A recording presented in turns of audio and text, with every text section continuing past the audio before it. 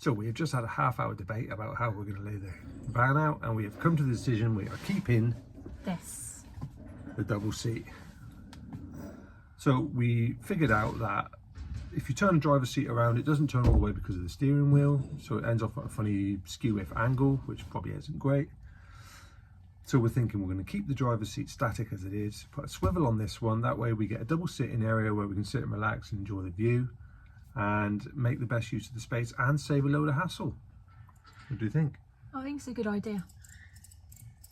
And we can sit together and we can have a cup of tea and we can watch a film on a tiny screen. It's not a bad space and it's quite a comfortable seat. Quite a comfy seat. So there we are, settled. So, change of plan, we are going to clean these seats and fit them on a swivel base.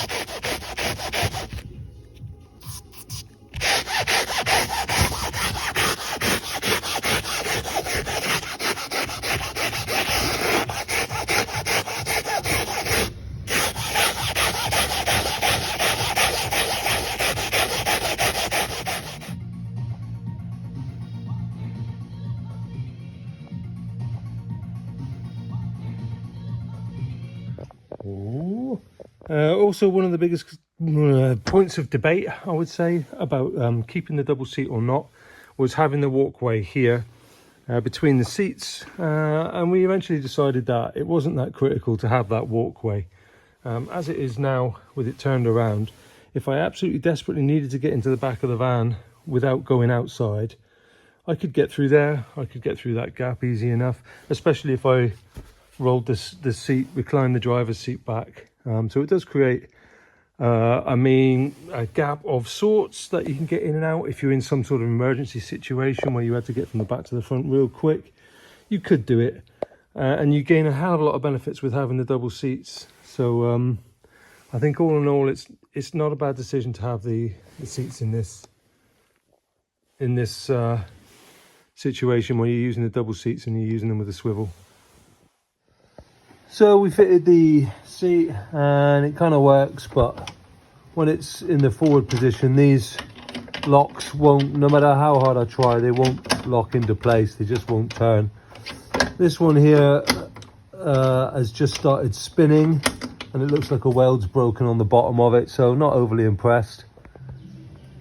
So this is the swivel out again, turning it up.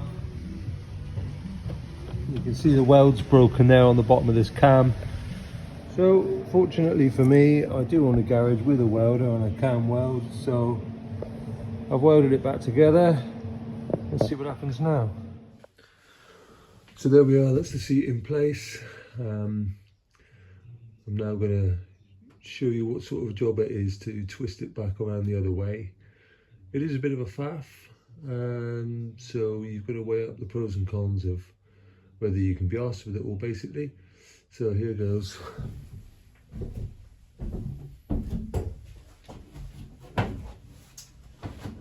Undo this one.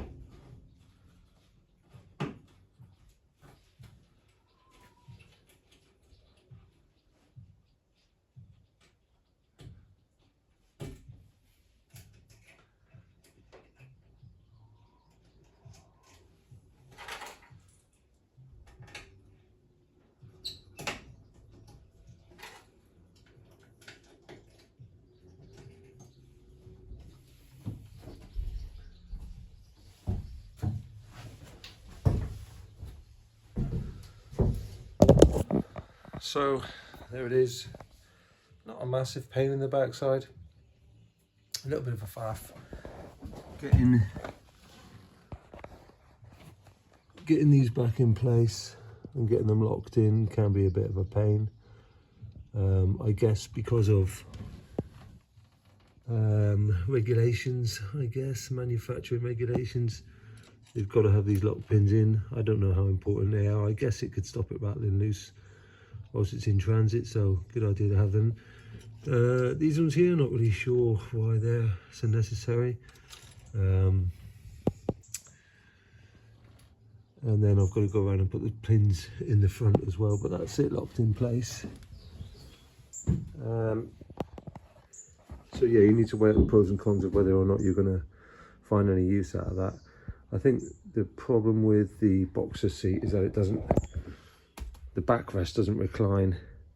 So in a future project, I have got a spare subframe. I'm going to see if I can get into the subframe. Yeah, I did try that, but it wasn't going to work out. I took another seat apart, had a look at the subframe, way too much work to do it safely, so I didn't bother. And then when it's in place, it's apparently 50mm higher, and you can see the difference there.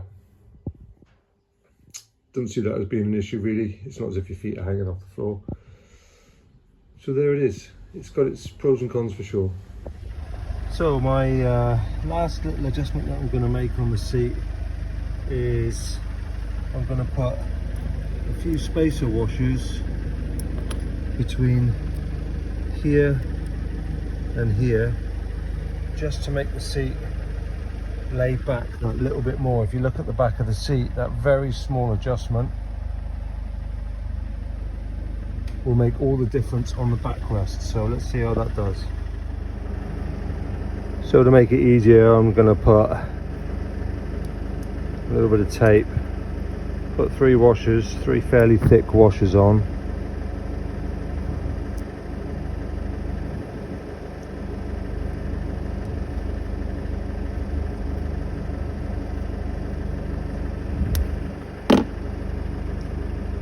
Tape them.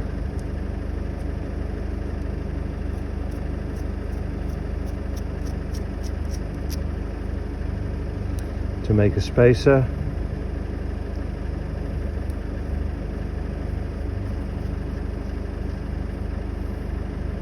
Should be easier. So there we are, we've got a bit more of a back tilt on it now. It doesn't feel like you're sat so upright. We've probably spaced it by about 13mm, I guess. Wouldn't be too happy going any further than that, I don't think. So yeah, that's a better result and quite an easy adjustment to make.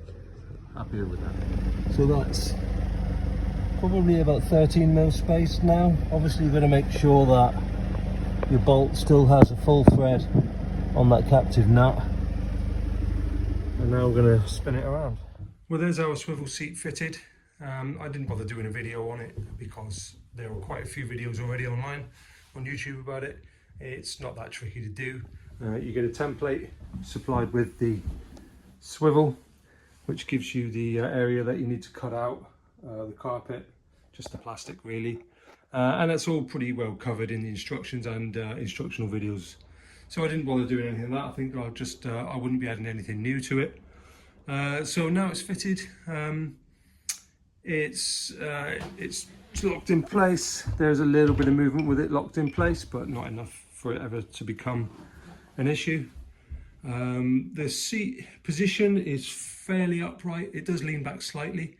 There's no adjustment on the standard seats, so you get what you're given. The forward facing position is pretty much exactly the same as it was without the swivel. The seating position is nice and comfortable, and that's where you're going to be doing most of your time sat. So that's good. When it's faced around this way, it feels slightly upright, but really if you're going to be sat in those seats, you're going to be doing something. I'm going to have a table there, a pull-out table which goes there, and you'll probably be eating or socialising. You're not going to sit there to relax, so it doesn't feel like a particularly relaxed position, but it does give you lots and lots of room. The seat base comes just to the edge of the cab living area, which I was wondering, if that was a little bit sort of encroaching in too much, but I don't think it is really. I think it's probably good that it comes in this far. If it was too far back into the cab, you would be quite limited on where you would be able to put your feet. I'm going to build a box down here, a shoe box, and it will also serve as a footrest. So I think all in all, it compromises everything really well. It's really sturdily made, fitted in straight away with no fettling, filing or drilling. I literally just bolted the thing in, the instructions covered everything I needed to know, and it took me less than an hour to do it. It's really a piece of cake to fit. So all in all, chuffed with that.